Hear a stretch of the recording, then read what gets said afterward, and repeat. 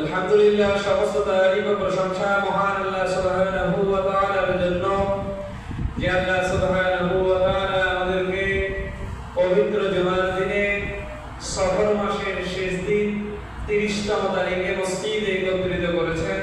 কালিমাতুশ শুকর আদায়ার্থে সকলে বলছে আলহামদুলিল্লাহ।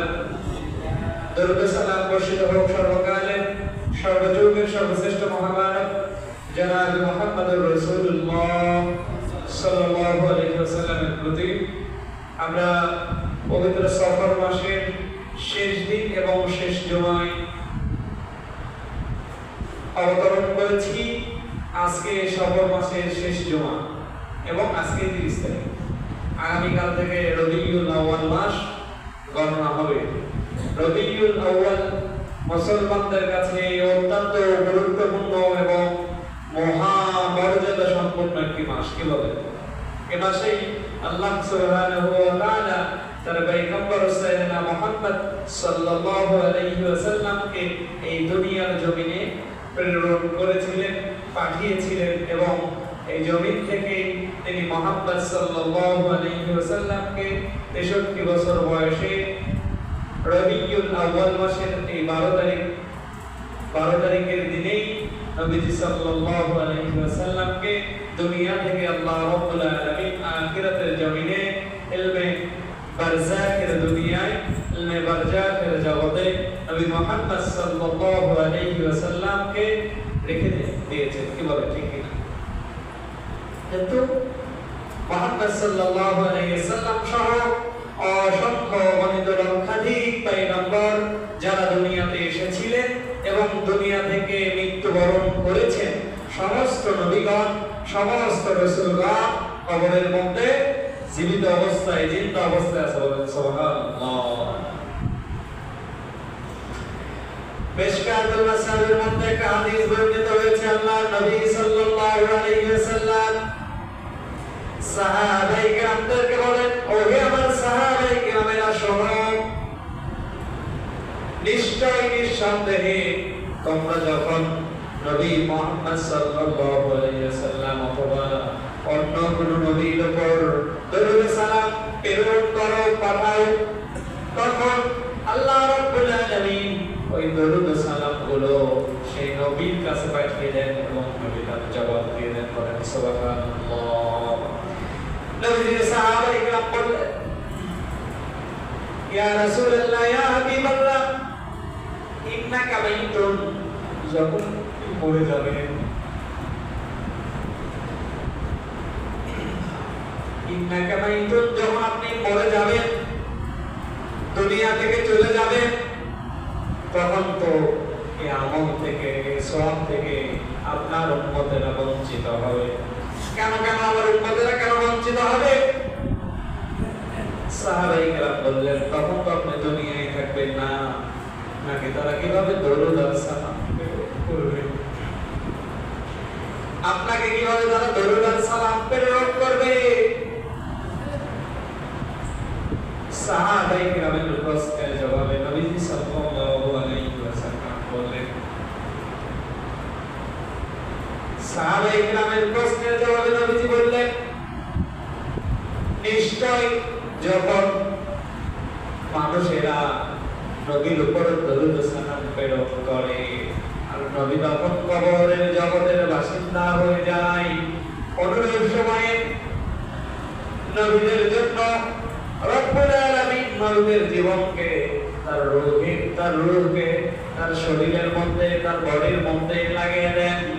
আর তখন নবীরা এই সাহাবায়ে কেরাম অথবা উম্মত অথবা যেই ব্যক্তি তার উপর দরুদ সালাম প্রেরণ করেছেন, তার পক্ষ থেকে দরুদ সালামের জবাব দিয়ে দেবেন। সুবহানাল্লাহ। প্রত্যেকটা নবী কবরের মধ্যে এভাবে জীবিত। নবী যখন ছিলেন না, আইয়ামে জাহিলিয়াতের যুগ, অন্ধকারাচ্ছন্ন যুগ, বিভিন্ন মানুষ, বিভিন্ন ধর্মের মানুষের অবস্থান বিভিন্ন রকম। কেমন আইয়ামে জাহিলিয়াতের যুগ ছিল, নবী সাল্লাল্লাহু আলাইহি ওয়াসাল্লামের একজন সাহাবী নবীজির সামনে এসে বলে, ইয়া রাসূলুল্লাহ, ইয়া হাবিবাল্লাহ, আপনার কথা আমার শুনতে খুব ভালো লাগে। আমি তো মুশরিক, মূর্তি পূজা করি, আমি মুসলমান হতে চাই, ইসলাম ধর্ম গ্রহণ করতে চাই, কিন্তু আমি জাহিলিয়া যুগের মধ্যে আমার অনেক খারাপ কাজ আছে। আল্লাহ রাব্বুল আলামিন এই খারাপ কাজগুলো কি মাফ করে দিবেন? নবীজি বললেন, হ্যাঁ, তোমার সব খারাপ কাজ মাফ করে দিবে। ইয়া রাসূলুল্লাহ, আপনি বললে হবে না, আগে আমি কি খারাপ কাজ করেছি এই খারাপ কাজটা আগে শোনেন, এরপরে বলেন আল্লাহ মাফ করবে কিনা। সবার জন্য আপনি খারাপ ভাবে আমভাবে বলে দিলেন, হ্যাঁ আল্লাহ সব মাফ করে দিবে, কিন্তু আমার পাপটা পরে শোনেন। কি পাপ, কি এমন বড় পাপ করেছো যার জন্য তুমি আজও অনুতপ্ত?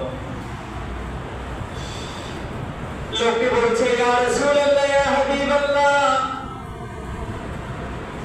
আমি বিবাহ শাদী করার পরে আমার স্ত্রীর গর্ভে একটা সন্তান এসেছিল। আমি আমার স্ত্রীকে বলেছিলাম, সন্তান সম্পদ বা স্ত্রীকে আমি বলেছিলাম, কিছুদিনের মধ্যে তো আমার সন্তান দুনিয়ার আলো দেখবে। আমি ব্যবসার কাজে কয়েক বছরের জন্য বাইরে যাচ্ছি, ব্যবসার কাজে কয়েক বছরের জন্য বাইরে যাচ্ছি। আমার সন্তান যদি পুত্র সন্তান হয়, তাহলে তার পিছে যত টাকা পয়সা লাগে, যত সহায় সম্পত্তি লাগে, যত আত্মীয় লাগে, সব দিয়ে তুমি আমার সন্তানকে লালন পালন করো। খবরদার, যদি আমার কন্যা সন্তান হয়, তার খবর পর্যন্ত আমার কাছে পৌঁছাবে না। আর কি করবা? আমার যখন কন্যা সন্তান হবে, ওই কন্যা সন্তানকে তুমি জীবিত অবস্থায় মাটির নিচে কবরস্থ করবে। বলেন নাউজুবিল্লাহ। এই আমি জাহেলিয়াতের যুগ এমন ছিল, ছেলে সন্তান জন্মগ্রহণ করলে বাবারা প্রচন্ড খুশি, কিন্তু মেয়ে সন্তান জন্মগ্রহণ করলে বাবার মুখগুলো কালো হয়ে যেত। অনেকে নিজের জীবন্ত কন্যা সন্তানকে মাটির নিচে পুঁতে ফেলতে। বলেন নাউজুবিল্লাহ। এখন আমাদের সমাজের মধ্যে দেখবেন, আলটা করার পরে, আলটা স্লোগান করার পরে যখন দেখা যায় মেয়ে সন্তান, বাবার মুখটা কালো হয়ে যায়, কি বলেন হয় কিনা? অনেক আছে এরকম বেয়াদব, ছেলে এবং মেয়ে সন্তান দেওয়ার মালিককে বলে আল্লাহ রাব্বুল আলামিন। ছেলে এবং মেয়ে সন্তান দেওয়ার মালিক আল্লাহ রাব্বুল আলামিন বলেন, আমি যার ইচ্ছা যাকারা ওয়া উনসা, যার ইচ্ছা আমি কন্যা সন্তান দান করি, যার ইচ্ছা পুত্র সন্তান দান করি, আর যার ইচ্ছা ছেলেও দিই, মেয়েও দিই, আর যারে আমার আল্লাহ রাব্বুল আলামিন আমার ইচ্ছা মর্জি হয় নিঃসন্তান করে দুনিয়ার জীবন শেষ করে দিই। বলেন ঠিক কিনা? কত মানুষ আছে নিঃসন্তান, বিজ্ঞানের এত উন্নতির যুগেও সন্তান ধারণ সম্ভব হয় না। শেষ পর্যন্ত অনেক চেষ্টা, অনেক চিকিৎসা, অনেক কিছু করার পরেও সন্তান ধারণ সম্ভব হয়। আইয়ামে জাহিলিয়াতের যুগের মানুষদের অবস্থা এরকম ছিল, আমাদের কিছু কিছু মানুষের অবস্থা এরকম। এই জায়গা যাদের আছে, এই জায়গা থেকে ফিরে আসতে হবে। আর কন্যা সন্তান আল্লাহ রাব্বুল আলামিনের কাছে রহমত। সাইয়েদনা জাকারিয়া, সাইয়েদনা মারইয়াম আলাইহিস সালামের আব্বা এবং আম্মা দোয়া করেছিলেন তাদের জন্য একটা পুত্র সন্তান হয় যারা বাইতুল মুকাদ্দাসের খাদেম বানাবেন, কিন্তু তাদেরকে বৃদ্ধ বয়সে আল্লাহ রাব্বুল আলামিন কন্যা সন্তান দান করলেন। তখন আল্লাহ রাব্বুল আলামিনের কাছে মারইয়াম আলাইহিস সালামের পিতা এবং মাতা ভর্জি করল, আজি করল রাব্বুল আলামিন ফরিয়াদ করেছিলাম একটা পুত্র সন্তান হবে, মানে আপনার বাইতুল মুকাদ্দাস মসজিদ আকসার খেদমত করবে, ওর কামাই খাওয়ার কোনো ইচ্ছা আমাদের নাই, কিন্তু দিলেন কি? রাব্বুল আলামিন বলেন, আমি যখন কন্যা সন্তান দিই ওই সময়ের মধ্যে যে যে সন্তানকে আমি দুনিয়াতে পাঠিয়েছি ওই সন্তানগুলোর মধ্যে থেকে ওই কন্যা শ্রেষ্ঠ হওয়ার কারণে আমি মারইয়ামকে তোমার গর্ভে দান করে দিয়েছি। সুবহানাল্লাহ। কত কুলাঙ্গার ছেলে সন্তান আছে, বাবার মাথা নষ্ট করে দেওয়ার জন্য, বাবার মাথা হিট করে দেওয়ার জন্য যথেষ্ট। কি বলে? ঘুষ, রাহাজানি, অন্যায়, অবিচার। আমাদের বাংলাদেশে সেই সময় আমরা খুব ছোট, ওই সময় আমরা দেখেছি এরশাদ শিকদার নামে একটা খনি ছিল। কি বলে? এরশাদ শিকদার নামে একটা খনি ছিল। আপনার 10-12টা 20টা সন্তান থাকার দরকার নেই, এরকম একটা পুরোটা, এরকম একটা বেয়াদব সন্তান, এরকম একটা নিকৃষ্ট সন্তান হলেই যথেষ্ট। কি বলে? তো যাই হোক, সাহাবী তখন বলছেন, ইয়া রাসূলুল্লাহ, ইয়া হাবিবাল্লাহ,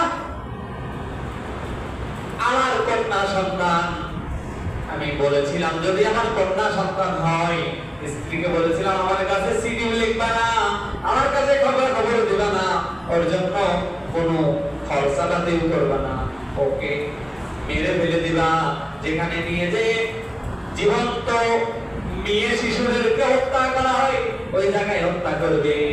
কিছু সময় অতিবাহিত হয়ে গেল, আমি ব্যবসার মধ্যে চলে গেলাম।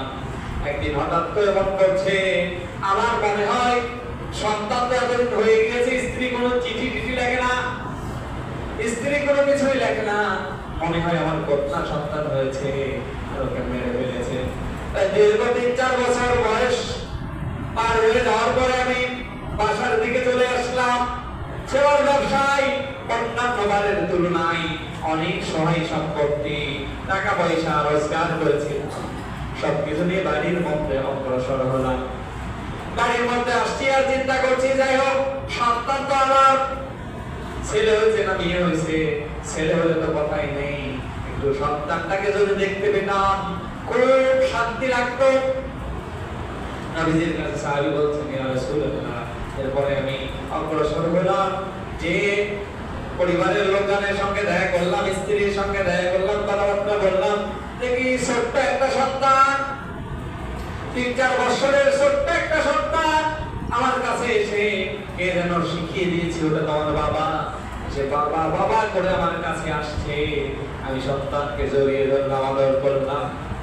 কিছু সময়ের জন্য নিজের মনের মধ্যে খুব শান্তি এসেছিল, নিজের একটা সন্তান, খুব ভালো লাগছে, কিন্তু পরক্ষণে শয়তানের ওয়াসওয়াসায় আর সমাজের লোকের কথা চিন্তা করে ভাবলাম, এই আমার একটা ফুটফুটে সন্তান ঠিক আছে, কিন্তু এই তো কন্যা সন্তান, আমার তো মাথা কাটা গিয়েছে।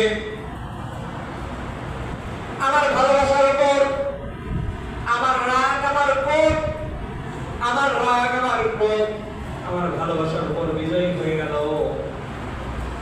তখন আমি কি করলাম, আমি আমার স্ত্রীকে কৌশলে বললাম, মেয়ে সন্তান হয়েছে, খবর তো দাও নাই। যাই হোক, মেয়ে ফেমানি ভালো কাজ করেছো, সন্তান আমার ডাকছে, কত সুন্দর লাগছে, আমি আমার সন্তানকে নিয়ে আমি কিছু দূরবর্তী আত্মীয় স্বজনদের বাসায় যাব, আমার এই সন্তানকে নিয়ে। স্ত্রীর কাছ থেকে সন্তানকে নিয়ে প্রতিমধ্যে রওনা দিলাম, আর মাথার মধ্যে আমার শয়তানি চিন্তা ভাবনা হলো, আমি সন্তানকে হত্যা করে ফেলবো। অনেক দূর যাওয়ার পরে জঙ্গলের মধ্যে, পাহাড়ের মধ্যে, জনশূন্য এলাকা, কোনো লোকজন নেই। আগে থেকেই আমি সেখানে আমার ব্যাগের মধ্যে করে মাটি করার জন্য কিছু একটা নিয়ে গিয়েছিলাম। আমি মাটি খনন করলাম, আস্তে আস্তে মাটি খনন করতে লাগলাম। মেয়ে আমাকে বলছে, বারবার বলছে, বাবা এখানে কি হবে, বাবা এখানে কি করবে, ও বাবা এখানে কি করবে। আমি তখন বলছিলাম, মা আমরা এখানে খেলা করব। এরকম করতে করতে যখন বিশাল একটা গর্ত হয়ে গেল, মেয়ে আমাকে বলছে, ও বাবা আমি মানুষদের কাছ থেকে শুনেছি, আমি আশেপাশের লোকজনের কাছ থেকে শুনেছি, এরকম গর্ত করে নাকি মেয়ে সন্তানদের হত্যা করা হয়, বাবা তুমি কি তাই করবে নাকি?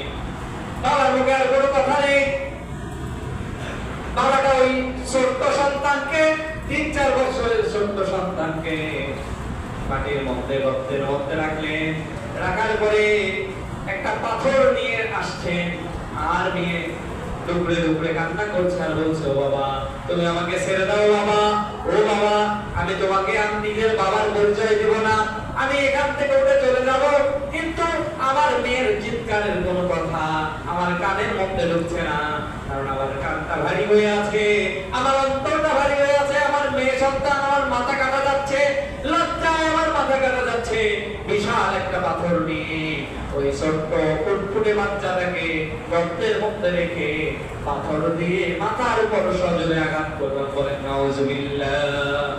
বিশ্বনবী জনাবে মুহাম্মদুর রাসূলুল্লাহ রাহমাতুল লিল আলামিন চোখ দিয়ে দর করে পানি বলছে আর বলছে এরকম নিকৃষ্ট মানুষও কি এই পৃথিবীতে আছে?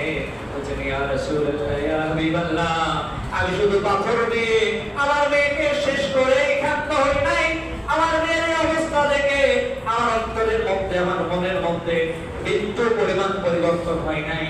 আমি ওখান থেকে পাথর দিয়ে মাটি দিয়ে আমার মেয়েকে চাপা দিয়ে চলে আসলাম। ইয়া রাসূলুল্লাহ ইয়া হাবিবাল্লাহ, ওই দিনের পর থেকে আমি আর ভালো ঘুমাতে পারি না, ওই দিনের পর থেকে আমি আর ভালো খেতে পারি না, ওই দিনের পর থেকে আমার অন্তরটা মনে হয় চলে ঘুরে সরকার হয়ে গিয়েছে, আমার কোনো কিছু আর ভালো লাগে না। ইয়া রাসূলুল্লাহ ইয়া হাবিবাল্লাহ, এবার আপনি বলেন আমি যদি ইসলাম ধর্ম গ্রহণ করি, আমি যদি মুসলমান হই, আমি যদি কালেমা পড়ে যাই, আইয়ামে জাহেলিয়াতের যুগে আমার মেয়ের সাথে করা বর্বরতা আল্লাহ কি আমাকে মাফ করে দিবে? নবীজি বললেন মাফ তো করবে, কিন্তু এত নিকৃষ্ট মানুষ কি করে হয়? নিজের সন্তান এত বছর বয়স হয়ে গেছে, 3-4 বছর বয়স হয়েছে, নিজের সন্তান কে নিজের পিতা হয়ে কিভাবে এরকম নির্মম ভাবে, এরকম নিকৃষ্ট ভাবে শেষ করে দেন? আইয়ামে জাহেলিয়াতের যুগ তো এরকম অবস্থা ছিল। পুরুষরা পুরুষের সঙ্গে বিবাহ করে সংসার করতে, বলে নাউজুবিল্লাহ। আমাদের সমাজে এরকম চলে এসেছে। এর আগে পত্র পত্রিকায় আপনারা দেখেছেন 2টা মেয়ে টাঙ্গাইলের ওদিকে 2টা মেয়ে দুইজনকে নাকি ভালোবেসে বিয়ে করেছে, সংসার করবে। নাউজুবিল্লাহ। কওমে লূতের অবস্থা, হযরত লূত আলাইহিস সালামের কওমে এরকম ছিল। পুরুষরা পুরুষদেরকে, মেয়েরা মেয়েদেরকে, আল্লাহ রাব্বুল আলামিন এদেরকে ধ্বংস করে দিয়েছে। এমনকি লূত আলাইহিস সালাম এসেছিলেন বর্তমান জর্ডানে। জর্ডানে একটা নদী আছে, যে নদীকে কেন্দ্র করে ওই বসতিটা, ওই বসতিটা গড়ে উঠেছিল। লূত আলাইহিস সালামের কওম জাতিটা গড়ে উঠেছিল। তো জর্ডানের ওই নদীতে এখন পর্যন্ত কেউ ডুবে যায় না, সবকিছু ভেসে থাকে। এখনো ইউটিউব খুলে সার্চ দিয়ে দেখবেন জর্ডানের ওই নদীটাতে আল্লাহ রাব্বুল আলামিন গজব দিয়ে এভাবে ধ্বংস করে দিয়েছে, ওই নদীতে কোনো কিছু হয়ও না, মাছ থেকে শুরু করে কোনো কিছু হয়ও না, এবং ওই নদীতে কোনো কিছু ডুবেও না, সবকিছু ছেড়ে দেবেন, সবকিছু ভেসে থাকে। আইয়ামে জাহেলিয়াত যুগ তো এরকম যুগ ছিল, যে যুগে সাইয়েদনা মুহাম্মদ সাল্লাল্লাহু আলাইহি সাল্লাম এসেছিলেন। আল্লাহ রাব্বুল আলামিন দুনিয়াতে নিয়ে এসেছিলেন। আসার পর থেকে তার চিন্তা, যখন একটু বড় হতে লাগলেন, বুঝতে শিখলেন, বোঝা শুরু করলেন, তখন থেকে তার চিন্তা দুনিয়াদারি তার আর ভালো লাগে না, সংসার জীবন তার আর ভালো লাগে না। পরিবারের তো বাবাও নেই, মাও নেই, দাদা ছত্র ছায়ায়, চাচাদের ছত্র ছায়ায় মানুষ, ওইভাবে দেখারও কেউ নেই। তো সমাজের এই রীতিনীতি কালচার গুলো নবীজির ভালো লাগে, যে বড় শোষণ করে দিচ্ছে, সুদ ঘুষ জিনা ব্যভিচার দিয়ে সমাজটা ধ্বংস হয়ে গেছে। মুহাম্মদ সাল্লাল্লাহু আলাইহি সাল্লাম হিরায় হিরায় জাবালে রহমত পাহাড়ের উপর উঠে চিন্তা করে, ধ্যান করতে লাগে, কি করে এই সমাজ থেকে এই বিশৃঙ্খলা দূর করা যায়, কি করে এই সমাজটাকে ভালো করা যায়, কি করে এই সমাজে শান্তি আনা যায়। সবাই তো বিপরীত কাজ করে, সবাই অন্য কাজ করে, আমি কি করে এই কাজটা? অবস্থা এরকম। সেই যুগে আল্লাহ রাব্বুল আলামিন সাইয়েদনা মুহাম্মদ সাল্লাল্লাহু আলাইহি সাল্লামকে পাঠিয়ে দিলেন। আল্লাহ বলেন ওয়া মা আরসালনাকা ইল্লা রাহমাতাল লিল আলামিন, এই জগতের মধ্যে আমি মুহাম্মদ সাল্লাল্লাহু আলাইহি সাল্লামকে রহমত রূপে প্রেরণ করেছি। সেই যুগে কোনো ধর্ম ছিল না, কিছু লোক ছিল দ্বীন হানিফের অনুসারী, সাইয়েদনা ইব্রাহিম আলাইহিস সালামের দ্বীনকে লালন পালন ধারণ করত, আর বাকি সবাই নিজেদের মন মতো। তাফসীরের মধ্যে এসেছে সাইয়েদনা ইয়াকুব আলাইহিস সালামের যে দ্বীনকে রেখে গিয়েছিলেন, মূসা আলাইহিস সালাম যে তাওরাত কিতাব রেখে গিয়েছিলেন, দাউদ আলাইহিস সালাম যে জাবুর কিতাব রেখে গিয়েছিলেন, ঈসা আলাইহিস সালাম যে ইনজিল কিতাব রেখে গিয়েছিলেন, কোনটা তারা মানত করে, নিজেদের মতো করে সবকিছু চালায়। সেই সময় এই জাহেল যুগের অবস্থায় আল্লাহ রাব্বুল আলামিন কোনো শিক্ষা দীক্ষা কিচ্ছু ছিল না, মূর্খ ছিল, প্রচন্ড মূর্খ, ভণ্ড মূর্খ। ওরা যে জাতি বলে এরকম একটা জাতি ছিল, সে জাতিকে আল্লাহ রাব্বুল আলামিন শেষ নবী মুহাম্মদ সাল্লাল্লাহু আলাইহি ওয়াসাল্লামকে প্রেরণ করেছেন। নবীজি কিভাবে দুনিয়াতে এসেছেন, কতদিন থেকেছেন, কি কি কাজ করেছেন। আগামী রবিউল আউয়াল মাস আগামীকাল থেকে শুরু। আমরা পুরো রবিউল আউয়াল জুড়ে নবীজি সাল্লাল্লাহু আলাইহি সাল্লামের মিলাদ এবং সিরাত নিয়ে বিস্তারিত আলোচনা করব।